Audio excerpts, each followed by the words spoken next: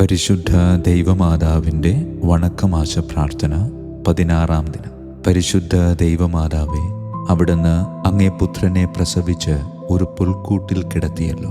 അങ്ങേ തിരുക്കുമാരന് മാതൃസഹജമായ പരിലാളനകൾ അർപ്പിക്കുവാൻ പോലും സാധിക്കാതെ അമ്മ വളരെ ദുഃഖിച്ചുവല്ലോ.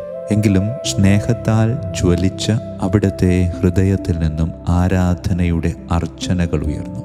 അവിടുത്തെ പ്രസാദിപ്പിക്കുവാനായി അങ്ങേ വിനീതവും ലളിതവുമായ പരിചരണങ്ങൾ നൽകി അങ്ങേ കരതാരിൽ പുത്രനായ ക്രിസ്തുനാഥൻ പരിപൂർണമായ സംതൃപ്തി അനുഭവിച്ചു. സ്നേഹനിധിയായ അമ്മേ, ഞങ്ങളുടെ ഹൃദയങ്ങളെയും അവിടുത്തെ സ്നേഹവായ്പിനാൽ സംതൃപ്തമാക്കണമേ. ഞങ്ങളുടെ ഹൃദയത്തിൽ ഈശോ മിശിഹ ആത്മീയമായി പിറന്ന് ജീവിക്കാനുള്ള അനുഗ്രഹം നൽകണമേ. ആമേൻ. സുകൃതജപം.